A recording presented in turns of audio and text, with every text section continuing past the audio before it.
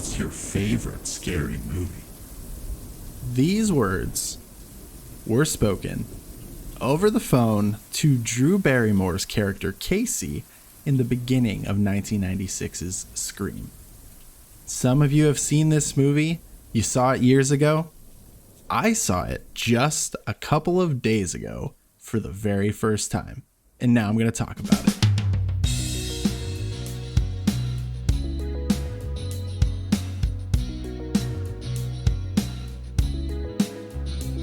Hey everyone, my name is TJ Starman, and this is episode 303 of Waiting in the Sky. Today, I am going to be joined by Aaron Winston, making a quick back-to-back appearance on the podcast to join me in a conversation about the Scream franchise. Specifically, we're going to get into a ranking of the 5 movies that have released as of October 2022. There is a 6th one on the horizon in 2023, but we ain't got the time or patience for that. We're talking about Scream right now in 2022 because it is spooky season, y'all. So we have great perspectives here. We have me. I just watched all of them for the first time in this last week. And we have Aaron, who essentially grew up with these movies, who watched them around the time of their release at every corner. And we have a good conversation. There are some movies that we see eye to eye on, and there are some movies that we see in completely different directions. But generally, I will say this is not a spoiler for these rankings, but we enjoy this franchise. And if you're listening to this, you probably enjoy it too. So buckle in. We're going to have a great conversation about the Scream franchise. All right. So here we are. As of recording, it is October 5th, which means we are fully into hashtag spooky season, the best time of the year. And of course, we're going to be talking about some scary movies. And specifically, we're going to talk about a scary movie series that I, as of a week ago, had not seen a single entry in. And that is Scream. And of course, I needed someone to do a lot of the heavy lifting in this conversation. And so I brought back from, well, it hasn't been too long since you've heard his voice, appearing on our last episode as well. So I have Aaron Winston joining me again. Aaron, thank you so much for being here. I appreciate you stepping in and doing me a solid here, as I may or may not have forgotten that I host a podcast. You're welcome, man. Anytime. So yeah, no, I had to reach out to you because I woke up one day and I was like, holy crap, I have not made a plan for what to do with this upcoming episode. And obviously I wanted to talk movies because you and I really click on movies and games, and we talked about games last episode. So movies, perfect fit here. And with this horror movie season around Halloween, around October, it's perfect to talk about horror movies. And let's talk about the most meta of horror franchises, which is Scream. Indeed, yeah. I love this series actually. And one thing about me, I have no problem showing off my age. So yeah, I have been following this series since I was a kid. So yeah, I've pretty much been there, and I wasn't necessarily old enough to, understand the first and second one's impact, but definitely by the time Scream 3 came out, we also had Scary Movie, the parody of the first one, and a few other popular movies of that time. Yeah, I can remember just how many kids would come to school talking about that movie whenever they would watch it. Like, oh my God, my parents let me watch Scream. Let me watch Scream. Yeah, it was. Yeah, no, I'm very excited to talk about this. I'm super excited too, because that's the crazy thing is you talked about watching it as a kid, and the first one came out in 1996. So, you and I both born right before then. So we would have definitely come up on it as kids, if you had the cool parents sort of thing, and I could see that being a bragging point for a lot of kids in school. I was a late bloomer on horror. It probably took me until high school to actually sit down and watch and actually enjoy a horror movie. It used to be one of those things where it's you leave the TV on too late at night and you catch a trailer for an upcoming horror movie, and you got to kind of close your eyes and hide in the corner until it's over. That was me until Oh, like ninth grade.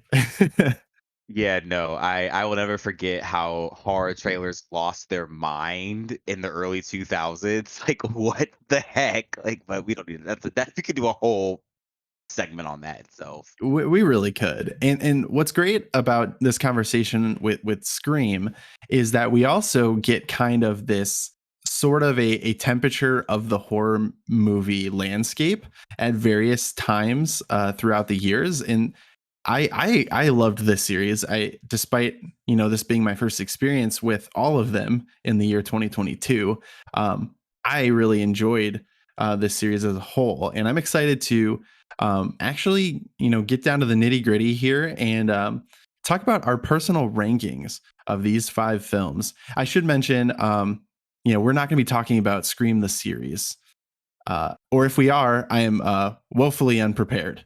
Oh yeah, that is a thing. It was on MTV, right?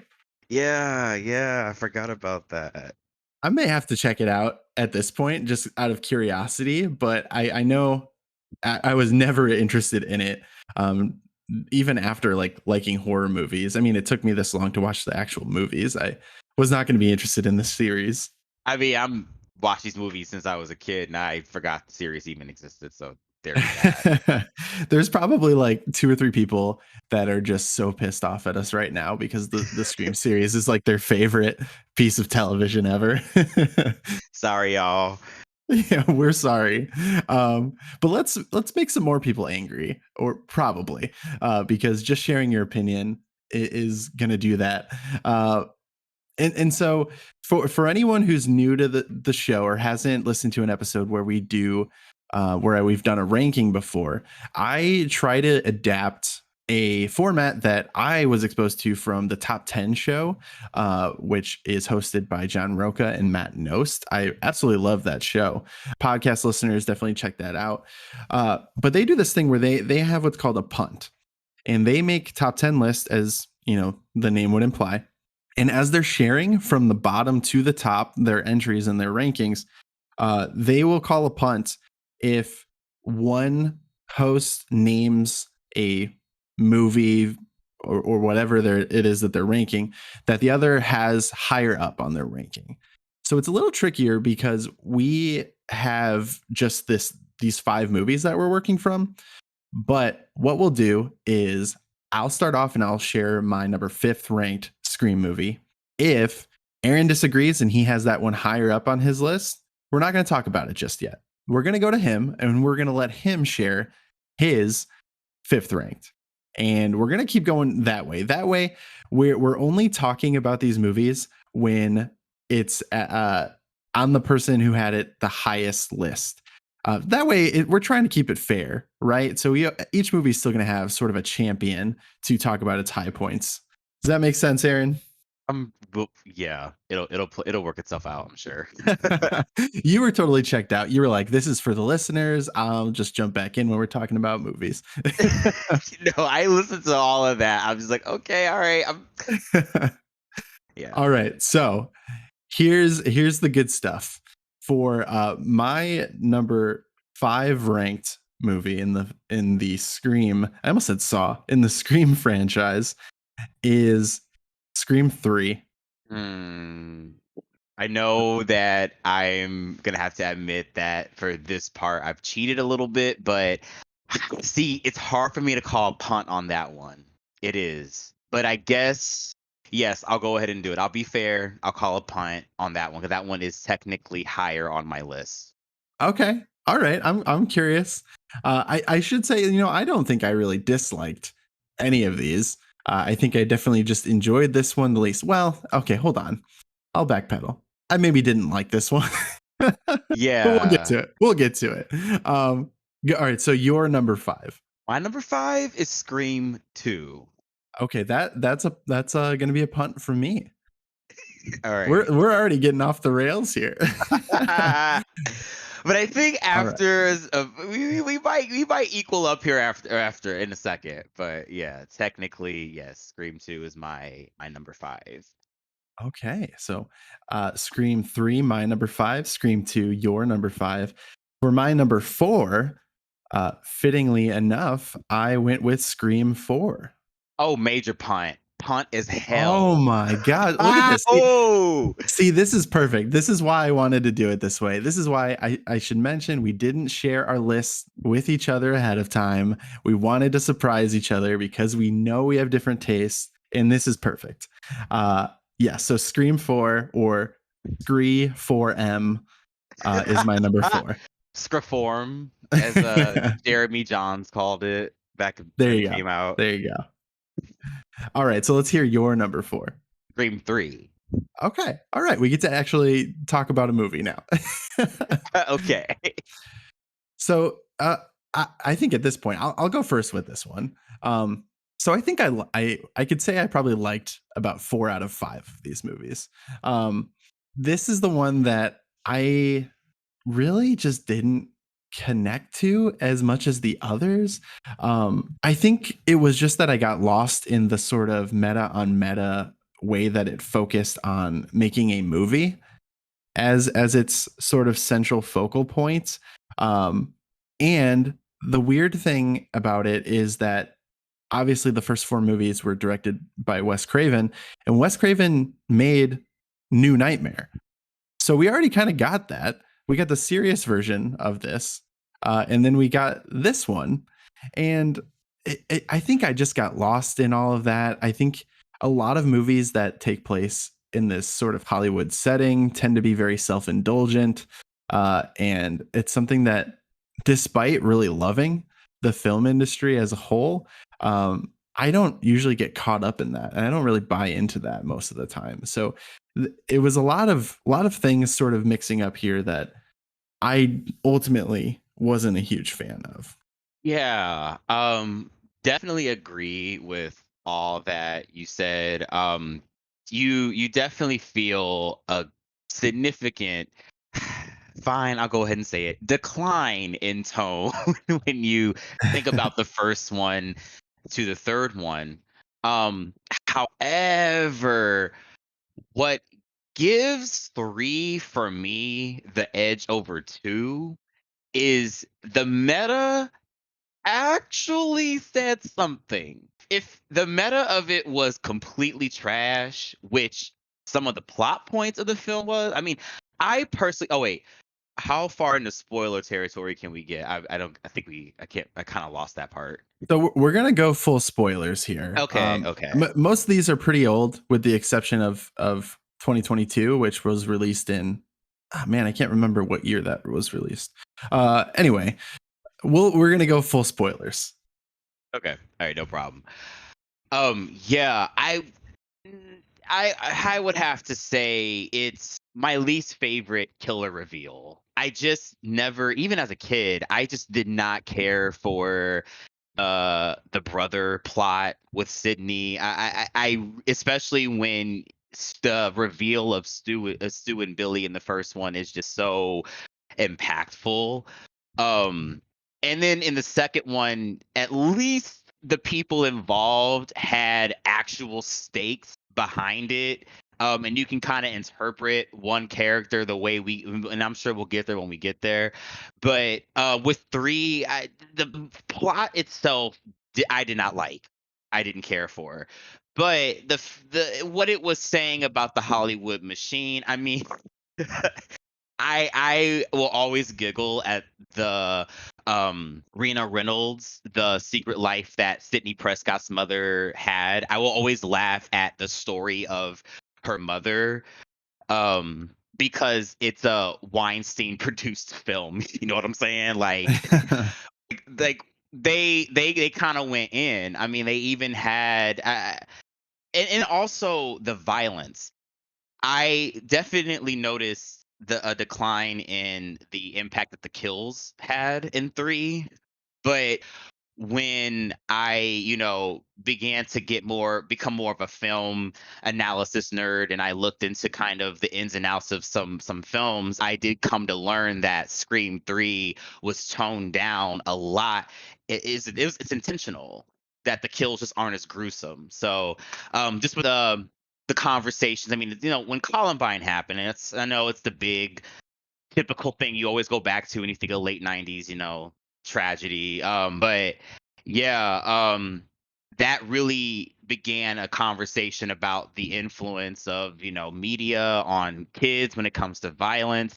And so Scream 3 really also kind of, it was winking at that with how toned down it was. It was noticeably Mhm. toned down. Like, and then also Scream 3 just, kind of coming out at the same time that Scary Movie did. It's kind of weird how those films are a little interchangeable. Yeah, yeah. So I will say that having seen a couple of of Scary Movie entries, but never having watched Scream, it was a weird dynamic for me watching these movies, because I had that as a reference point, and it just seemed it's funny because these movies are very like satirical to the point of like bordering parody, but then you have Scary Movie, which is like full fledged parody, and that you can be like, oh, that's where you draw the line. I see the difference, but it does kind of take away a lot of that, a lot of the sting of the the satire that they're trying to make with these movies. And so three, I think we should definitely mention with each of these sort of the, we were talking about this before we were recording, the context around like the landscape of the world and the movies and horror movies specifically with each entry. And also one thing that's great about this franchise is each entry is focusing on like that place in a franchise. So Scream 3, they put the focus on trilogies. They put a lot of focus on, trying to like wrap up loose ends and try to go in a completely different direction. So we even get Jamie Kennedy as Randy. We get his cameo in the video where he's basically talking about that. He's the movie geek who gives us all of the plot points in the first two, and then spoiler alert, doesn't make it to the third one, but this is his way of sneaking in there and sort of still continuing that legacy, but telling us that trilogies are supposed to wrap things up, but they're supposed to do things in a fresh and new way, and not just continue what the first two established necessarily. And I think that this movie does do that, but I don't know that I wanted it to do that. You know what I mean? Yeah, yeah, that makes sense. Yeah, it does. Because with Scream, like it, after having watched the first two, I was digging the vibe overall. Obviously the franchise has a lot of reverence, and so coming into it, I was, like, let's see if this lives up to the hype sort of deal.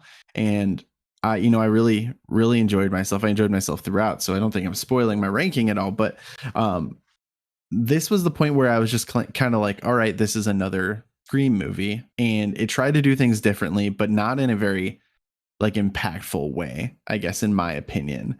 And I do think it also suffers from the fact that they they made at this point two more movies after it, where a lot of the plot is about this being sort of the end of a trilogy, and that ultimately didn't come to fruition, which I guess does say, when we come to the most recent entry, does say a lot about modern filmmaking and modern cinema. Yes. Yeah. I see what you mean, but I guess my response to that probably is best saved for when we actually discuss Scream 4, because with just, the meta of it all, um, I don't know. It's easy for me to kind of suspend that disappointment when it comes to that, because I understand feeling, okay, clearly y'all may have more to do. And then also just kind of feeling underwhelmed by the plot. I mean, Scream 3 just kind of feels a little bit like, it can feel very kitchen sink, just very out of this world. And then you have all these things that are trying to make you, connect things to the first movie that were already, pretty much concluded. I mean, let's not mess up the original intention of all of this. What Billy, when Billy finally breaks down and tells the truth about what happened with his parents, I mean, that was a very defining moment for why all of this is happening. So to add a Mhm. factor into it, and oh, there was actually another influence the whole time. It's like, well, you could have written that at any point. So necessarily making that your concluding point, a trilogy, it's actually one of the things that actually always made me question if they would make a Scream 4. Because for a while, this was the trilogy. And for a minute, it was like, dang, they actually really might just leave it at that. But there was always that it always left room for me to imagine that, they didn't really wrap things up extremely well. And they probably did that on purpose so that, and sure enough, we got Scream 4. So I don't know. But I definitely agree with what you're saying, though, as far as like, and maybe this didn't need to focus so much on the trilogy aspect of it all. Yeah. So Scream 3 ended up on the lower end of both of our lists, which I think is fair. Overall, I think we generally seem to be on the same page with this one. I think there were some good moments. Like, I thought it's fun the way that they kind of parodied like movie stars, and so like the cast of the movies, even the names like Tom Prince. Uh, I my favorite is Jenny McCarthy, who is I haven't looked this up, but I imagine she was playing Sarah Michelle Gellar, which she was playing, well, not playing her, but parodying her, which is funny because she was in Scream 2 and they're making a movie about they're making Stab 2 or they're remaking that scene. So her character is Sarah Michelle Gellar's character in Scream 2. I don't know. That was one of the most meta things for me, and I really did get a kick out of that. Yeah, that's why Scream 3 actually does rank a step above Scream 2 for me, is that at least I was able to have fun with this cast. At least this group of characters, I actually was able to roll with them for an entire film. I just feel I got more out of them than the previous installment, but again, we'll get there when we get there. My biggest regret with Scream 3 is that came out in 2000 and I have yet to make you motherfucker an alarm or something for myself. Yes. So Scream 3 2000, you already mentioned Scary Movie came out around this time, so that's a big turning point with the horror franchise and sort of like acknowledging its tropes moving forward. Not that obviously Scream has been doing it to this point, but you're also getting you had a lot of those early 2000s, late 90s, like slashers that try to put like a modern take on it, all of that. And yeah, I think we'll keep this train moving. I also, I'd be remiss if I didn't mention the Jay and Silent Bob cameos, and uh, even better Gosh. cameo is Carrie Fisher. Oh yeah, hands down, hands down. Because Carrie Fisher will at least make a character out of what she's doing, and so she actually felt, she did something that helped keep the plot going, so it didn't distract from the film. But yeah, that Jay and Silent Bob cameo is when I couldn't tell if I was watching Scary Movie or Scream 3. Yeah, no, totally. They're just like on the lot, and they just have like one scene. It's a quick bit. I thought it was really funny, Yeah, it was. but totally Yeah, out of place. yeah. I guess that's the problem. It was just so out of place that I just, yeah. Yep. So okay, so it was Scream 3 was your number 4. Scream 3, yes, number 4, yes. Okay. And so then I guess we're up to my number 3, which I had Scream 2022. That is also my number 3, yes. All right. Okay. So I think this is a perfect placement for it. It's very middling, in my opinion. So I think it's Yes. very fitting that it landed at 3 on both of our lists. Yeah. And here's the thing. We're in the big leagues now with this series. I think as far as like how we're going to feel about all of these next 3 films that we discuss. So yeah, don't he even though TJ and I agree that it is the middle of the bunch, that is still saying a lot because this film did give me so much more than I was expecting at this point. There's been 2 installments since the original trilogy. I need to stop. I need to be there opening night the next if they do Scream 6. And hopefully they can keep the steam pretty hot for it. But yeah, any doubts I've had for this series because of the way the original trilogy went has completely gone away with this installment number 5. I'm like, yeah, if I had any doubts, it's definitely gone. Yeah, and they are making a Scream 6, and I'm a little worried because it's coming out next year, and Oh, like what's been so great, I think, watching this, even watching them all for the first time back to back, is that you can see sort of the different eras of horror. And so in addition to absolutely. like in addition to the commentary on franchises as a whole and horror franchises, you also get the sort of state of the union of horror in Scream. And so I am very Mm, interested to mhm. see how releasing a movie in back-to-back years impacts that. And the other thing is, reportedly, Neve Campbell is not returning for Scream 6. So I don't know. She didn't have a huge role in this one, but Mhm. she had an important role, even if she wasn't on screen very often. But yeah, no, I agree. I think after having watched the first four, I was worried that this one would be a little bit of a letdown, and I'm going to refer to it as Scream 5 because for all intents and purposes it is. But I did like it, and I think a lot of that is the cast. I think the casting with this sort of new generation was really important, and I think they did a really good job with it. I'm not familiar with the Sam character's actress. Let me see if I can pull that up.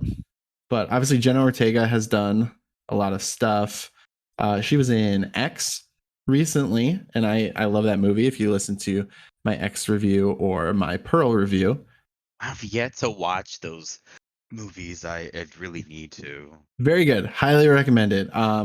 Melissa Barrera as Sam Carpenter. I think she did a great job. I Yeah, I thought enjoyed Jenna Ortega her. did a good job. Yeah, yeah. I love Jack Quaid. I mean, he's great in The Boys, obviously, and that's probably why I find him so endearing, is because of that role as Huey in The Boys. But um, no, I thought that was great. They have, I mean, Dylan Minnette, who Was people will that the recognize. doc that died? Uh, Oh wait, I forgot we weren't doing Dylan, spoilers. So no, it's okay. we're no, Like we're we definitely doing spoilers. Oh, okay, okay, okay. So that Dylan Minnette is uh Wes Hicks. He's the sheriff's son. He's Oh from yeah. people will recognize him from 13 Reasons Why, probably. But he's in a bunch of stuff. Yeah. Okay. He Okay. was actually a weaker character for me in this, but I think he was also supposed to be like this endearing, like neighbor boy sort of situation. And I don't know that we ever got like a payoff on that. It seemed like not a red herring because you didn't suspect him, but I think he was just supposed to be mean more to you as a viewer. I don't know. Did you get that vibe? I mean, with him being the son of one of, in my opinion, the I did oh gosh, I'm sitting here blanking on names. I do these off script, y'all. I'm pretty sure it's obvious, but um the sheriff from 4 that was working with Dewey herself. Sheriff Judy, who was Sheriff Judy. Deputy Judy. Yes, yes, yes, yes. I just think, she's such a well-intended person, even if she may not be successful in how she executes her power. But, I found that in Dewey in the first, couple films. And so more of the first one definitely. So I kind of already kind of had that heart for her, and with that being her son, and yeah, like the son was nice, and I figured their death scenes were meant to kind of show just how gruesome this ghost face is. Sometimes, especially with how the original trilogy panned out, then you have like Scary Movie and all that. Ghostface kind of lost his edge as just the as far as how we see Freddy Krueger and Jason and the xenomorph from Alien as, a threat in themselves, kind of these, their character is kind of their legend, I guess, is bigger than their character, if that's how I'm supposed to put it. Um, so with Ghostface, I feel like they've done a great job of really trying to bring him back with these latest installments. And with five, I feel like the reason why certain people got killed was just so how ruthless like this killer people who embody this entity. They're just they're you're meant to be savage. If you're gonna do it, go hard. And so I thought that's kind of how I felt about their death. Yeah. Yeah. No, I think you have a point. And I think one thing that's unique about Scream and about Ghostface as the antagonist is well, two things. One, I think a lot of the like actual attacks taking place in broad daylight is like so unique to this franchise, to the point where me having seen Scary Movie, like it was almost comical, because in Scary Movie they would do that and it would be for effect. It would be for comedic effect. In Scream they play it straight, like it's terrifying that this is happening in broad daylight, and like that doesn't help you, because when you watch horror movies you always have this idea that to be afraid of the dark, you need to be out in the light where you can see things coming, where you're safe, sort of that mindset, whether it's supernatural threats or whether it's like a slasher movie. You always kind of have that idea that you're safe once the sun's out. And in the Scream franchise you are not. Like what's her Sheriff Judy, she gets murdered on her doorstep in broad daylight. Like, Bro, savage. yeah, yeah. And so I think that's a really unique aspect to these movies. And then the other thing is obviously that it's, the killer is someone new every time. It's not the same person. Or like in the case of Michael Myers, and I love Halloween, but Michael Myers, and then in sort of what they did to Jason as well, it's less of a character and more of just like this force of death.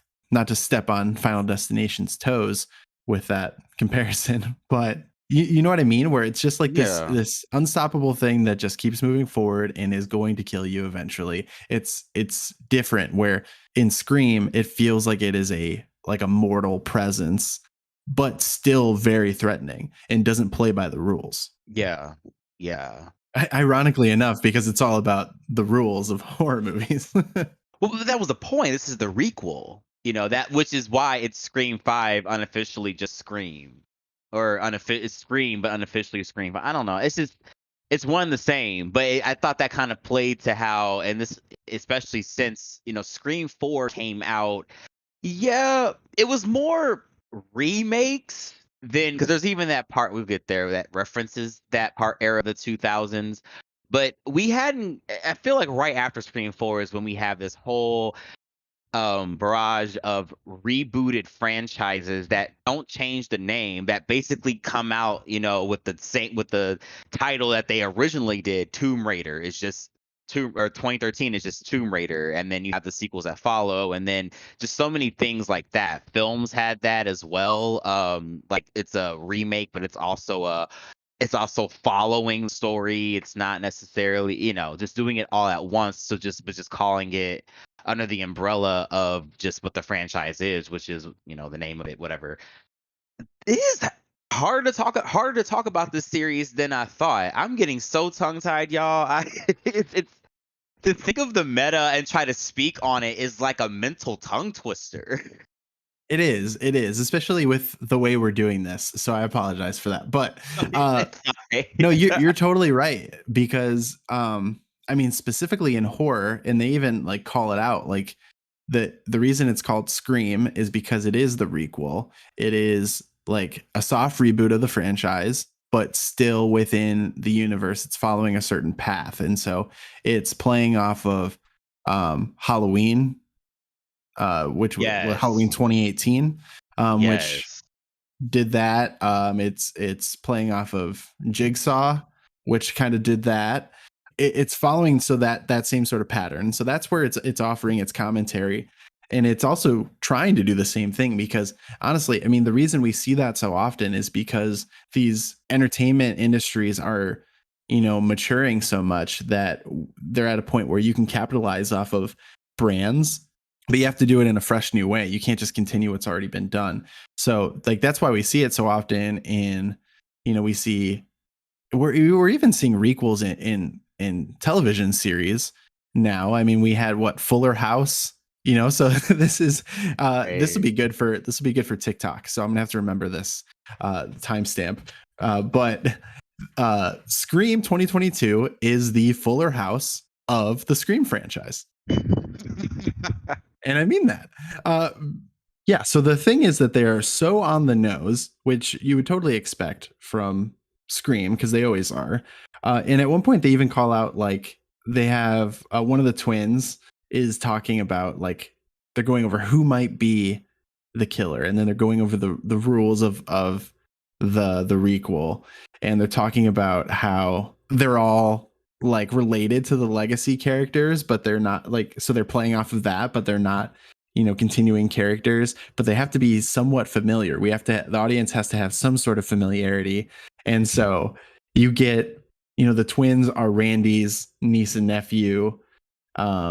We get, spoiler alert, that Sam is Billy's daughter.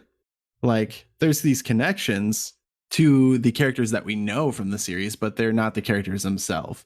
And so that's a lot of fun. I had a lot of fun with that element of it. Even going back to Sheriff Judy and then her son, Wes, who obviously is named Wes in honor of Wes Craven.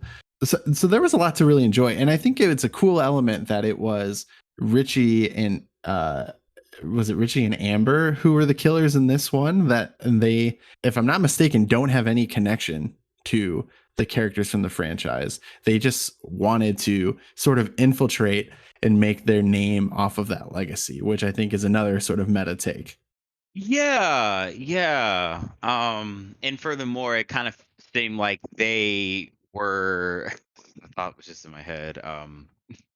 It seemed like they were really interested in giving the world, I guess, a story that they feel respects the original. So they wanted to, it's more. It was actually more like they were willing to take themselves down for the franchise, where they're just for personal fame, which is what the previous killer's motivation was. So I kind of found that interesting how in 10 years, at first it was personal, but this time it was more social. It was more, I want the world to respect this franchise. And yeah, Yeah, no, I hilarious. I definitely agree with that. And I think there's more we can talk about when we get to Scream 4, um, with respect to that point, I think as well. So Scream 2022 was number 3 on both of our lists. That's Go going to watch bring it. us, yeah, yes, watch it if you haven't yet. I mean, hopefully you already have because we spoiled a lot of big things. I guess we won't spoil the biggest thing for your sake. If, About to say, yeah, there is some, yeah, yeah. which I honestly, I'm still hoping that they backpedal on that because I could see it happening. And I think if it played properly, it could pay off.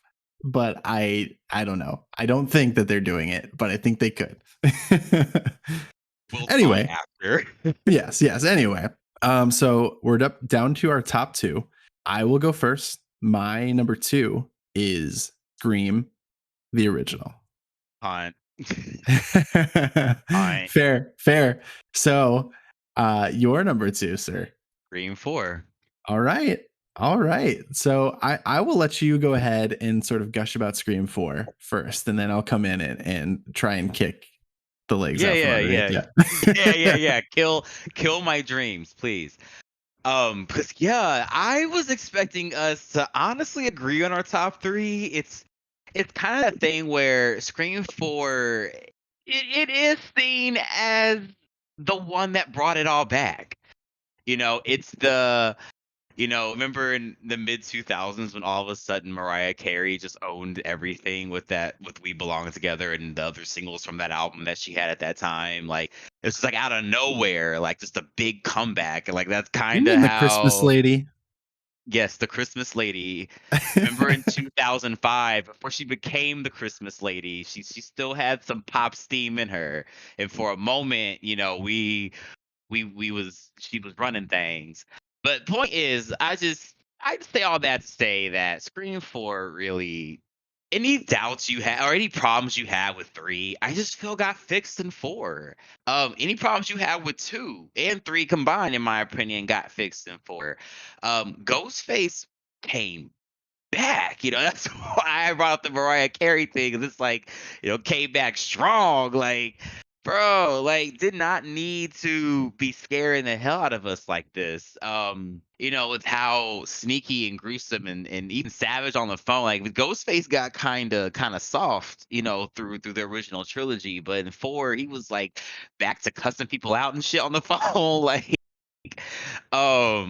yeah, and then you had the cast. I thought the original cast blended very well with this new cast. Perhaps there's a bias because both of us were in high school at the time this came out. So it did feel like, oh, I got my Scream movie of my time. Right. And I didn't necessarily feel it hit, as much as what I kind of guess the fact that I haven't mentioned it and I punted TJ. Obviously, the my number one is the original, but so obviously these teens didn't affect me as much as the first one. But yeah, I thought it really hit a lot of the marks that you wanted a good Scream film to hit. I understand the killer reveal for a lot of people is just weak. I found it predictable, and well, not predictable, but I did predict it. And honestly, I don't know. Maybe I'm an Emma Roberts fan. I'm actually a fan of the majority of this cast. I remember just being so impressed by the fact that they got all the girls together for this one. I was like, damn, the They casting department did. came through with Scream 4, bro. I Hayden mean, Panettiere. All right, that was enough. when does she miss though? This Like, movie when was does she never gonna be not? the worst. Hayden Panettiere, like, she never does not show up to work. She always shows up to work, man. I love her. And she was my favorite out of this newer cast. I was sad that her character unfortunately got off, but you know, such a Scream. That's what you Yeah. came here for, right? Like, you can't. No one is really safe. Like, Yeah, I'm just really quick to your point. I mean, Lucy Hale. You had some cameos from Anna Paquin and Kristen Bell, Alison Brie. We already mentioned Hayden Panettiere and Emma Roberts. Like, yeah, you're not lying. Like, there was some very big names, especially in this era in this movie. So they definitely came with the casting. yeah, yeah, for real. It was really nice to see Allison Brie, step out of Greendale for a moment. But Yes. uh Hashtag and a movie, but continue. um but on a technical level, yes, I have to mention that this is the worst looking of all of the 5 films. I don't know. It's so early HD. I remember films and Hmm. shows.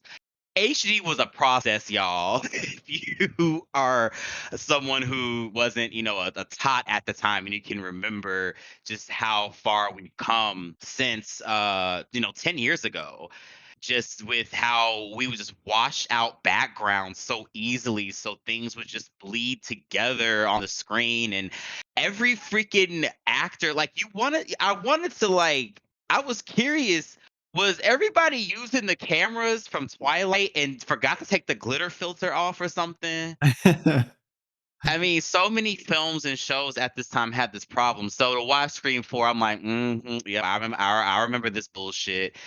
But overall though, it's crazy how usually something like that would break a film for me, but yo, between the cast, the kills, the story, the pacing, Scream 4, it showed up. It showed up. It kicked 2 and three's ass, in my opinion.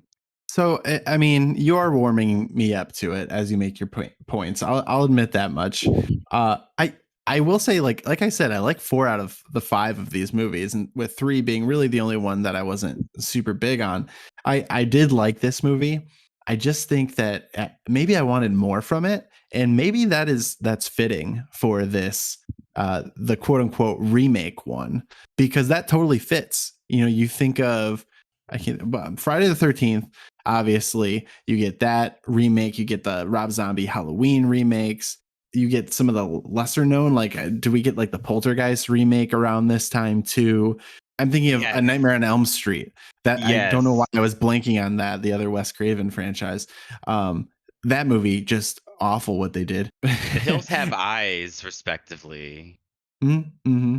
They remade Yeah, no, those. so a lot of remakes here, and for me, I do think that actually, I don't think this was intentional by any means, but I do feel like this underwhelmed me, and that's very on theme because a lot of those remakes, you like expected big things, or you got excited and you were hoping for really good things, and I feel like a lot of those we were let down, and this one I don't think I was let down by any means, but I think there was a lot of room to really improve.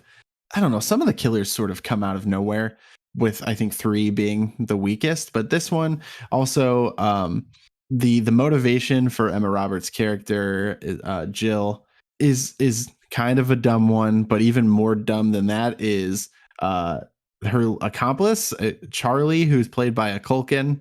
I didn't really buy that character's motivation at all. I didn't really both with Jill at that reveal. I think that part was handled pretty cool because I like how she was like cold blooded and she's like talking about, like, you know, she's the Billy role more than she's the Sydney role, and the fact that she just like murders her partner and is like, all right, whatever. I did like that, but like the motivation and why he was actually like going along with her didn't really make a whole lot of sense. Um, Yeah. and I also like he had this sort of buddy like relationship with, I don't know the actor's name, but he plays Eric in Saw, the kid with the camera on his face the whole time. Those two together, I like they were just super annoying to me the whole time. They just like they totally fit this sort of like entitled like millennial like caricature, which I think they were going for, but maybe it's because I felt targeted, if I'm being honest, but I did not like them. You probably did, because I think the thing with Scream 4 is it's a mix of distance. So, absence makes the heart grow fonder. So, with it being 10 years since the original trilogy and my expectations being so low, that's why there was a lot of room for this film to impress me. So, there's that. But I actually did watch Scream 4 a couple days ago to prepare for this, and and it was my second time watching it. I did watch the first time I watched it was about around the time it came out, and it was just I was like, man, I feel teleported back to my teenage years. I actually really did. It's like I knew one of these students. I knew somebody like one of these motherfuckers over there. I'm not sure which character I would be from Scream 4, but I don't think that really matters. Um, but yeah, I guess the relatability plus the amount of time it had been since the previous film, this film kind of had a lot of leeway for me. I guess I don't. Yeah, no, I think that is part of the legacy of this movie and of what the message it was trying to tell also. And I'll admit I just got a little distracted because I ended up on Hayden Panettiere's IMDb page, and somehow I am so ashamed because I did not know that she's the voice of Kyrie in Kingdom Hearts, and I love her even more now. But anyway, Oh, TJ is today's years old. He said today's, but that you want to I talk guess about I'm today casts years that old. go hard, the Kingdom Hearts voice cast. And if you're listening to this, go down that little rabbit hole. That's a lot of fun. Jesse McCartney, yes, Jesse McCartney. Anyway, we were talking about Scream. So I can see a lot of the points that you're making, and it has softened me a little bit, to be honest. I don't It's the only one that maybe I have shifted a little bit on, but I totally get it.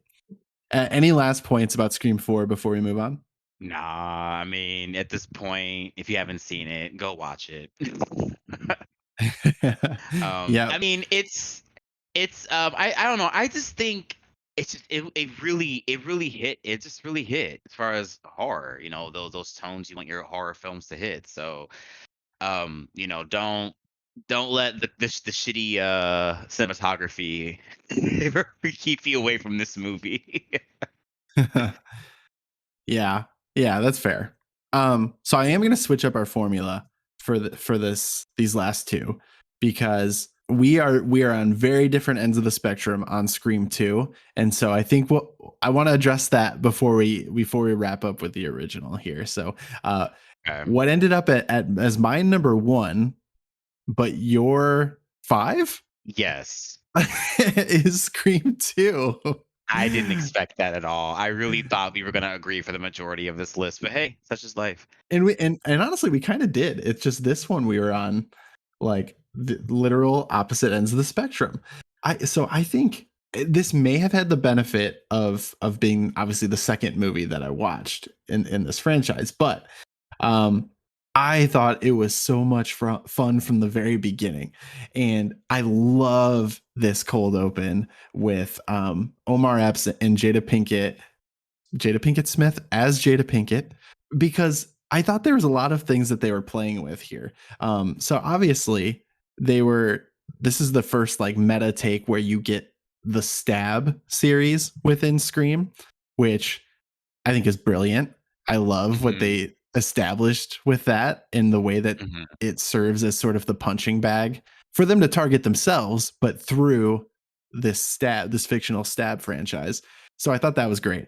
You also in this cold open get like super meta in that process. So they're at the movie theater watching this. And so I'm literally sitting here watching Jada Pinkett watch Heather Graham playing Drew Barrymore. Like Yeah.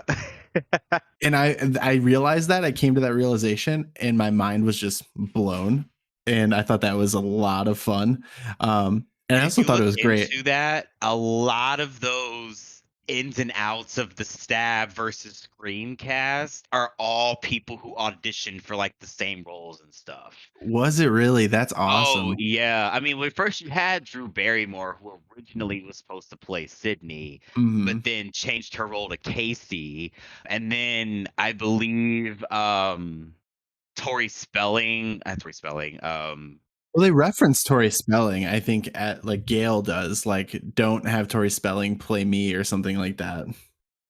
yeah, and I think they did something with her in one of them. I'll have to go down the list again. This is so many different, like, as far as who auditioned for Sydney, who auditioned for certain roles, who got cast. They did a lot of meta fun with the Stab cast as far as like Mhm. who would have been who in certain universes, whether it's the real world, the Scream world, or the Stab world. So Yep. Yeah, yeah, they did a and lot with that. that is super cool. I'm gonna have to go down that rabbit hole at some point. But yeah, no, I like that, and I also think that I would have loved for them to go even further down this path, and I think this is actually something that Scary Movie did that Scream shied away from, and that was just like confronting the sort of like racial cliches in horror, um where they have Omar Epps and Jada Pinkett's characters like offering the commentary about like how it's always white people making stupid decisions, and it's like yep, that's what horror movies are. And they're talking about how there were not a lot of black actors in those movies.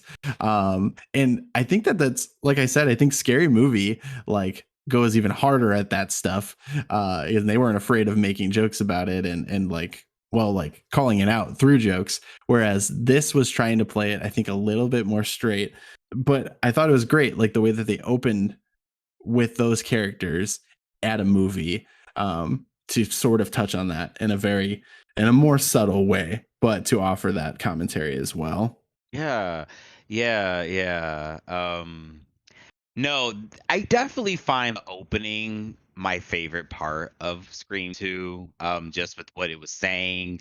Also just the way it was reacting to the success of the first real Scream film. I mean, that was the first Scream. We'll talk about it as well. It was a silent killer. It kind of came out, and it was really the word of mouth that got this film to become this big. Let's all go to the movies and fill up a movie theater and just go throw popcorn at each other and act crazy over this, batshit crazy horror film slasher that came out at a time. Save it for later. Anyways, so I like that That it theater plays was off of going that. nuts. They were, and I can imagine that's how people felt going into Scream One after it had been out for a few weeks and people had saw it and it became more of a fun thing you could do with your friends, and then just to get the sequel, a year later. More on that in a second.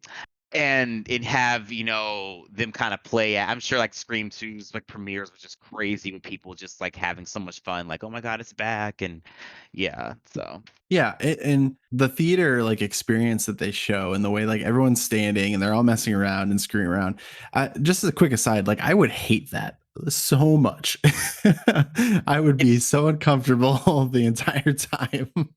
yeah, it's not, yeah, that's definitely a dated behavior. Yeah, and well, it's funny because like I was watching that and I was thinking, because literally, I think another brilliant thing this opening does is the way like Jada's character just gets straight up murdered in front of all of those people, and half of them don't realize it, and then like another half like slowly realize it, but then have no idea what to do. And I thought that was crazy to actually see on screen, and it's really funny to compare to. I tried to think about some of the biggest like movie theater experiences I've had in recent memory, at least. And one was probably seeing Endgame, which was like nothing like that. It was just everyone was really wanting to see the movie and didn't want any kind of nonsense because everyone was so hyped, and also very sad because all of their heroes were dust. And then the other was probably actually you and I went to see with Ben The Force Awakens on opening night, and that there was more like excitement and energy, at least at the beginning. But it wasn't like this crazy like chaotic element, and I think that's maybe more of an of the era of the time where these movies were super popular. So like probably when like Scream came out, and or when Scream 2 came out, when people were probably super hyped for it, it was probably pretty similar of this type of thing because it was just more of a chaotic energy around it. Yeah, yeah, yeah. I mean, and as many people like to mention, especially those Gen Xers, those damn cell phones. I get it, I do. Because you could party your ass off in the 90s and early 2000s, and for the most part no one was filming it. You didn't have to worry about making a fool of yourself and people putting it online, so everyone could just be at one with themselves in just a very party like atmosphere. So that's just a point, because you think I think of the way that film opened, and then you think of like the Fuji's music video for Killing Me Softly. Like, that how it's like a theater, yeah. So it just, yeah, totally of the time. Yeah, I really liked a lot of this, and I felt like I talked a lot about the opening. I think the movie itself is fun. I really like the setting of it being like on a college campus. I wrote down. I just made a note that said Black Christmas because they have like the sorority element to it, which I thought was like sort of a fun spin on that. And they also play into like these Greek traditions of like rituals and stuff, and about it being just kind of naturally creepy to the point where Jerry O'Connell is like tied up, and that leads to him like being a very easy target and getting murdered later on. So there is like a lot of fun stuff they do with the setting that I enjoyed, and it was cool that it felt so far removed from the setting of the first film, and just felt different. And I think really what I appreciated most with this one is I felt like it kind of cemented what the franchise was. Obviously, the first one sets the tone and creates the identity, but this first sequel, really, I think established like the groundwork for what was to come, like that you could do this and you could continue with this commentary and put new perspective on it. And I think I appreciated that. I like Randy's character in this one because he feels like a little bit more like confident in what he's saying. But I mean, he dies in this one, so there's And maybe that. that's why I don't like it so much. That's They actually a talk huge about that hit. though. They oh man, was it must have been in 3 where it was the character who's playing Ricky, and they talk about him being like the replacement Randy because everyone hated that he got killed off. Right. It's hard not to, and maybe I'll have to give it another shot. I revisited some things about Scream 2, but because it was kind of hard for me, like it's we have Paramount Plus through Amazon Prime, so it's like kind of hard to access. I don't know. I have more to look into with that.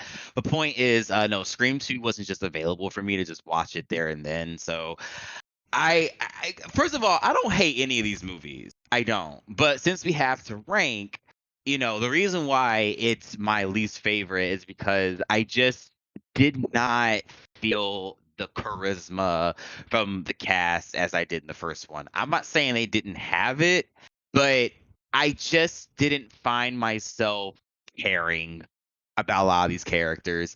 And I've seen this film multiple times and I've never really changed in how I feel about that. Like I said, with Scream 3, at least I think everyone did a good job of really, having a great grip on what characterization they wanted to bring to their performance.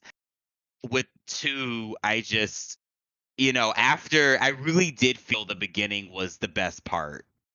And that's the thing, when the first one had such a great and iconic opening, which does set the tone for the rest of the film that has more great and iconic moments, Scream 2 just never lived up to me in the way the first one did. I think that's a solid point. Like I don't disagree with that. I obviously like I spent more time talking about the opening than the rest of the movie. So that's that case in point.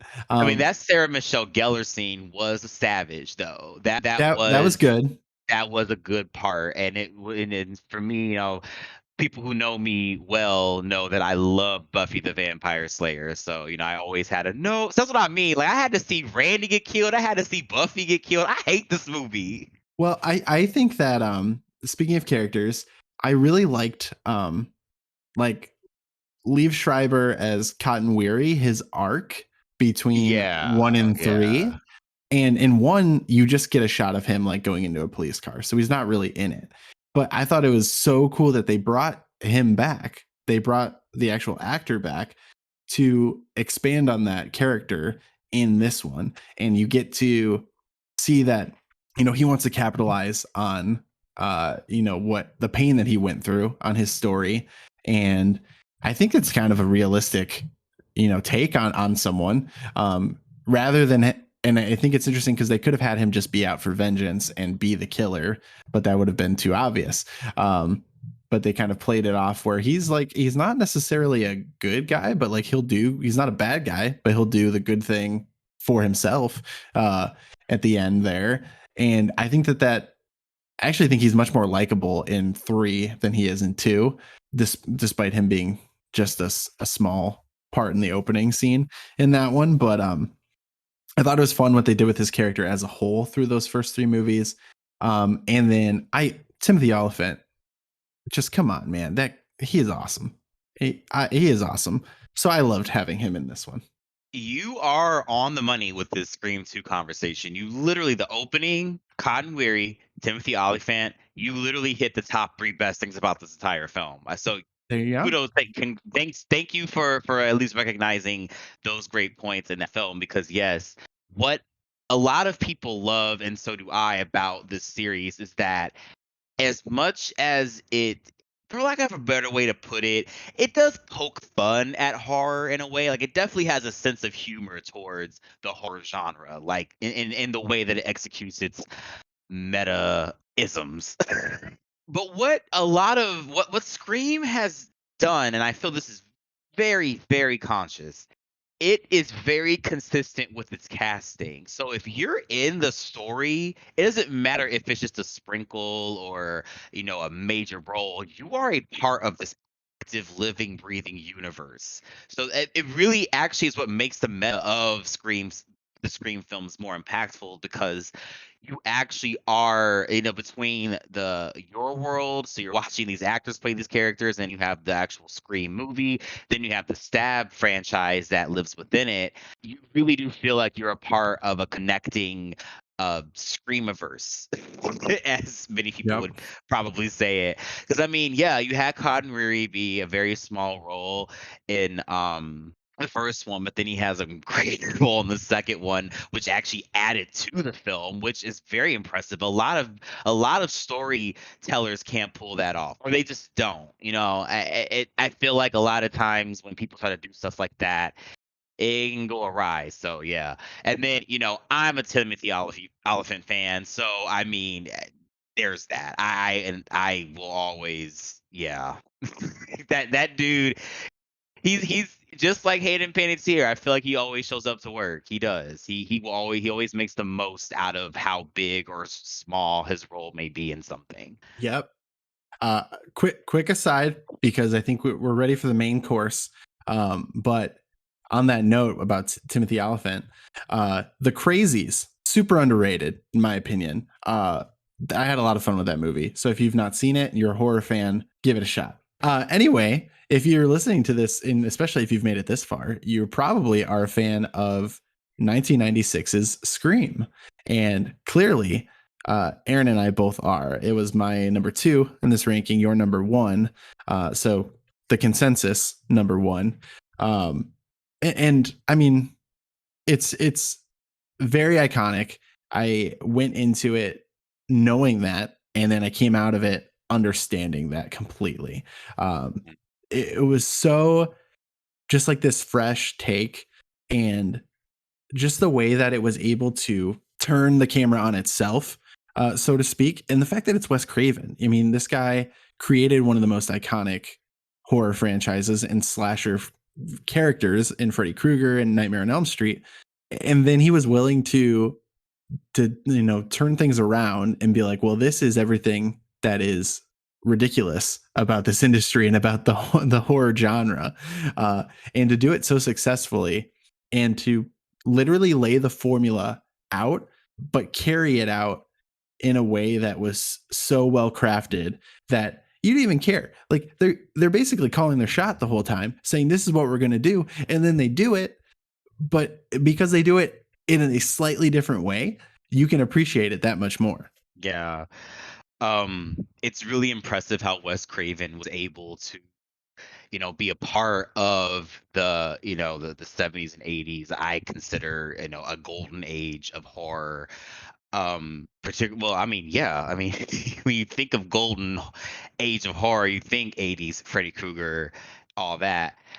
So for him to critique all of that, but then, like he did with Freddy in the early 80s, usher in a completely new era of horror. I mean, Scream started a trend in Hollywood. We got so many of these types of films that followed this one, that it's impressive that he just did it all in one. And Wes Craven did show a lot of creative chops with New Nightmare, in my opinion. I have always been a fan of, breaking the fourth wall and looking deeper and all that. And so, even honestly, watching a lot of scenes from New Nightmare when I was like 8 years old, like I felt it. I remember just even being 8 and still being very intrigued by this plot of Freddy stepping into the real world, like this entity itself, like it's the legend itself that's bringing him to life. Like I thought was really crazy. So yeah, for Scream to come out and take that approach to storytelling and do something completely new, original, show that these kids of this time got some flair. 90s teenagers are still, some of my favorite teenagers to watch in films, because maybe I guess I can relate to it more than the 80s teenagers, but then there's also just a lot of personality with it. It feels like time melts away when you hear these characters speak to each other. And then on top of that, you have the adult performances. You have Courtney Cox coming through and just giving such a powerhouse performance as Gail. Like thinking about Monica from Friends, I mean, how much range she showed with this character. Oh yeah. Um, and and then no, I mean, Dewey is to me is kind of it's hard not to feel Dewey and David Arquette are kind of one and the same. But we love you, man. We love you. So Well, I guess that was one of the things. Scary Movie came out after Scream 1 and 2, and so you obviously get Deputy Doofy, and could uh, not happen today. It could not. it could not. It could not. And it was so, I hated that I had that character in my mind watching this, because there is like this just sort of, sweet kindness to the character of Dewey that I think it gets lost because it had been lampooned that way, or at least tainted in my mind as I was watching this. But I second everything that you just said. I do think that, I'm glad that we are talking about the three main characters here, because we actually haven't really talked about them at all to this point. But I think that Gail, Dewey, and Sydney are really strong characters, and obviously they needed to be in order for most of these movies to be pretty good and for people to keep coming out to see them. And I think they established their characters very strongly here. One thing that I made note of as I was watching these back to back was the way that Sydney as a final girl is just so unique, in that she is very confident. Like, she's still running away and everything throughout the entire movie, but in every final confrontation scene, and it makes more sense in the later ones because it's not her first rodeo, but since the very first one, she's just very confident and she feels like she has control or knows what to do in a way that it like you don't get from most like final girl characters. And I like was so impressed by that, and I thought it was fun because you start with this like repeated thing where she's shooting the killer in the head, and they start that here. It's like badass just from the beginning, and you're worried about her the whole time, it's almost like you're worried about her until the killer is revealed and you see the face or the faces, and then you're like, all right, well, you just signed your own death warrant because like Sydney's about to kill you. yeah, I mean, I can even say, I mean, since you want to bring up the badassery of Sidney Prescott, just how, man, easily up there with Laurie Strode, hands Oh yeah. down. And to me, I've always viewed Nev Campbell as my Jamie Lee Curtis. I'm able to grow up with her and have all these Scream movies, and she's my Scream queen. But of course, Turn I love. around, Jamie. Turn around. Yeah, if I mentioned that the top three things about Scream 2 was the opening, Cotton Weary, and Timothy Olyphant, easily number four is Sidney Prescott telling Ghostface on the phone immediately, right off the bat, like, well, just show your fucking face, you fucking coward, or something like that. Show your Mhm. face, you fucking coward. And just that line delivery, just the I don't have time for this shit that Sydney was on right at the beginning of this series is just something that is always loved about her. Yeah, and I thought it was interesting because up until like a certain point in this movie, I very much viewed her like in a similar light to Nancy from A Nightmare on Elm Street, and at a certain point she really just like flips a switch, and it's like, nope, like Nancy was this vulnerable person like throughout the entire movie, until like I guess in the sequels you can argue that she learns how to stand up and fight against Freddy, but from like basically halfway through this movie where Sydney kind of like gets an idea that this isn't going away, like I'm being hunted and it's not going to stop, like she does kind of flip a switch and seems much more like understanding of the situation than like those 70s 80s victims in those classic movies, and I really appreciated that about this character throughout the franchise. Yeah, yeah. She's the best. And what's impressive is that, as I talked earlier about how they want this to be a living, breathing universe. I mean, they have really. It's so impressive with how they've been able to keep this character arc going for 25 years. And even if she wasn't, as much the center of focus in Scream 5, she still, was there and she was in it to win it. And so was Courtney Cox. Yeah, as far as the other things about Scream 1, it's hard not to, I'm such a try to think outside of the original when ranking stuff. I feel like just kind of sticking to the original of something is can be kind of a cheap way out.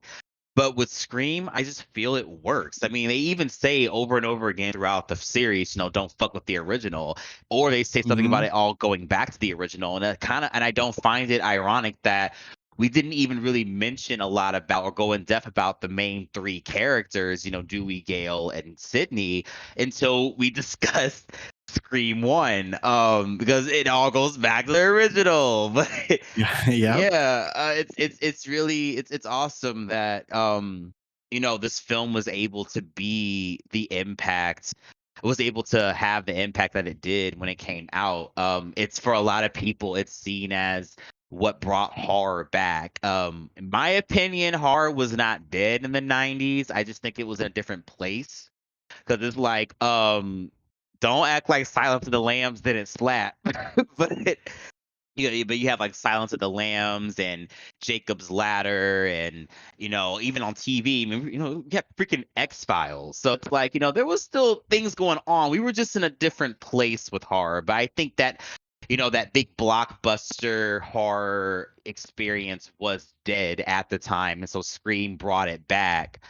So that's also just really hard not to consider when thinking about just how significant this film was. I mean, that Drew Barrymore sequence. I mean, I think that itself is what brought horror back. Was the opening of Scream.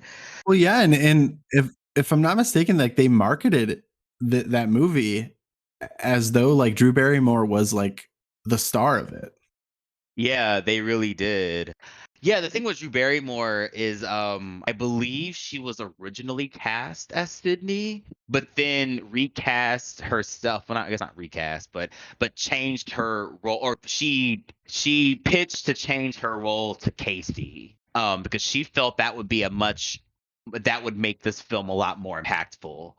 And in my opinion, it really does, because it's not like Nev Campbell didn't already have star power at the time. So really, in my opinion, Drew, that story just always makes me respect Drew Barrymore. For her to be so young and just be so in tune with, you know, film literacy, it's like, wow, that's amazing. But that's one thing I've always felt about Drew Barrymore, is that, she's not in her own lane. I've always felt she is her own lane. So I think that the way it established a tone for the series with that opening scene. And it's not like Drew Barrymore isn't great in this. She is fantastic in that opening scene and plays that part exactly as it needs to be played. And I mean, I was scared. This was the first time I'd ever watched it, and I was like, "This is actually scary the way this is playing out." And so, super important her performance. And obviously, I mean, I don't think that we have these 5 going on 6 movies without that strong performance from Drew Barrymore in the first scene of this movie. he was like, I'm gonna use, instead of just using my star power to own this, I'm gonna use my star power to push this. I'm just give y'all Yeah, a push, and then the rest just went on from there. So yeah, 'cause I mean, I'm a Rose McGowan fan myself, so I loved that. I she was great too. yeah. No, I enjoy her. Jamie Matthew Lillard, Kennedy. Oh my God, it would be. dude. This Okay, series Stu as a does not miss character, with the casting, man. it really doesn't. It really And they doesn't. But cast people so well. yes, yes, because Jamie Kennedy, I talked over you. Uh, Fantastic. Just the way that he is the audience sitting there. is fantastic, and he's written excellently. That Jamie Kennedy is not an actor for many roles, but he certainly was the actor for this role. Yeah, Randy is definitely, when I think of Jamie Kennedy, the first thing I'm going to think is Randy Meeks. I think Or of circle Malibu's circle Most dot Wanted. dot. No one is gonna get that. The Jamie Kennedy experience. Right. Yeah, he had that show in like 2005 or 6 where he was trying to be a rapper, trying to make it as a Yep, it was rapper. hot off the steam of Malibu's Most Wanted. So yeah. And Son of the Mask. Oh boy. Yep. That's The that's the roller 2000s. coaster. We'll always have Randy. Yes. Bless Jamie Kennedy's heart. But yeah, I mean, honestly, I just think, and then just the way this movie is shot, the lighting, the sounds, the soundtrack, the audio mixing, obviously, Ghostface. It is very fair if you feel Ghostface is up there with Darth Vader as far as iconic voices. Sinister voices. Maybe that's controversial for people to say that, but I feel Ghostface is up there. The voice if when you hear it. If someone says you do you like scary movies, like they say it's like a phone. It's like a late '90s phone operator from hell. Is like what I think. Yeah. Because but yeah. I could go on and on about this film, but really, just go watch it if you haven't seen it. I mean, I know many of y'all have seen it, but I mean, what about the greatness of this film have you not experienced if you've seen it already? You have. It's just one of those fun from beginning to end. The time melts away. Scream probably has to be one of the top 5 most rewatchable films that I've seen come out in my lifetime. I'll It put it up does feel there. timeless. It really does, which is so interesting because it is so of its time. But I think that's Hmm. why, like, it is always going to stand as this sort of just glimpse back into what horror was like in the 90s. Well, what it, was becoming.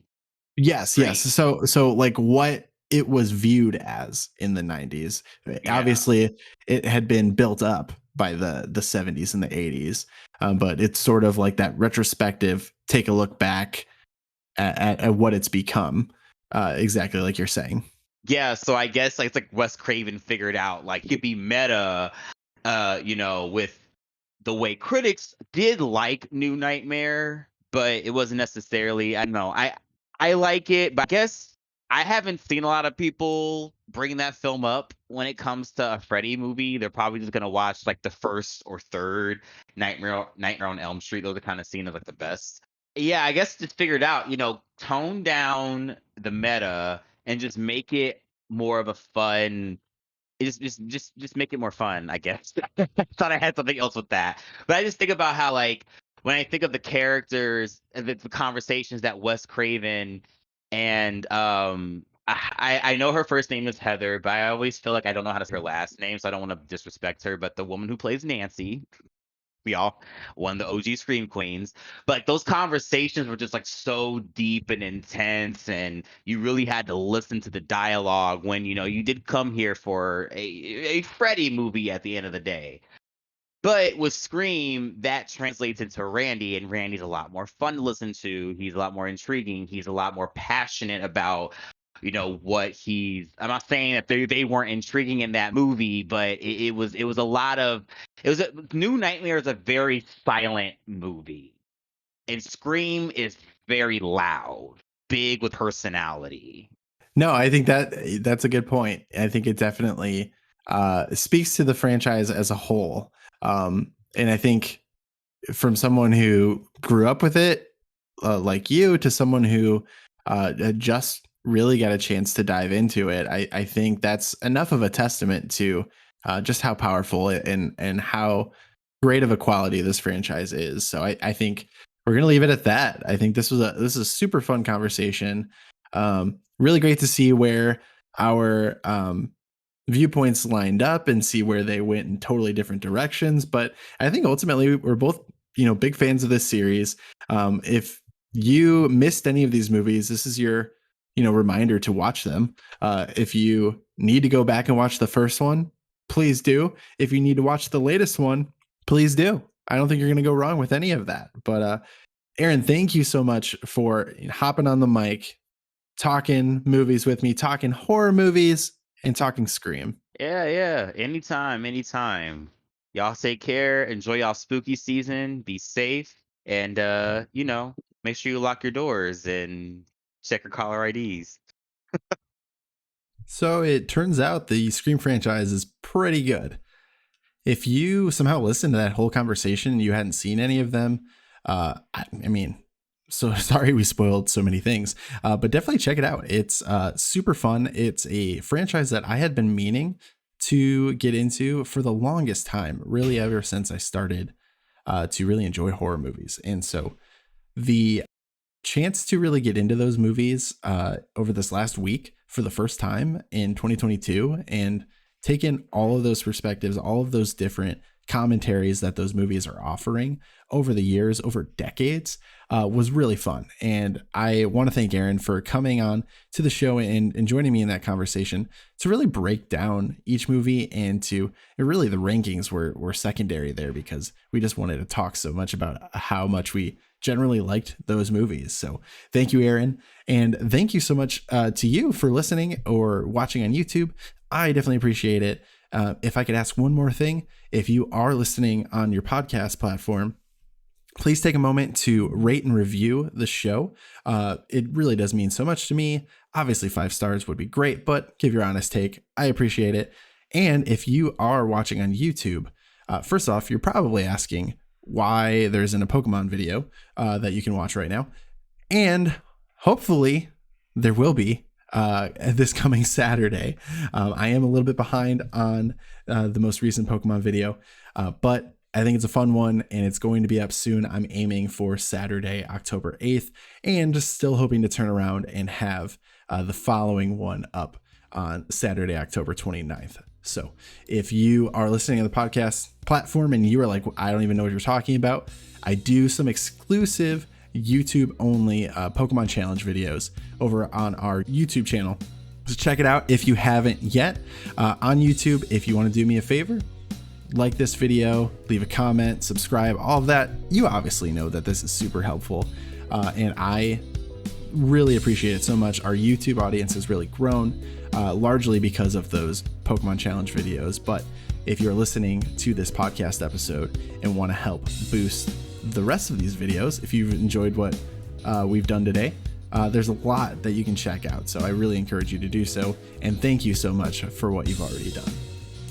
That's it. I'm going to go ahead and wrap up this episode. This is episode 303 of Waiting in the Sky, and I hope you'll stick around for more.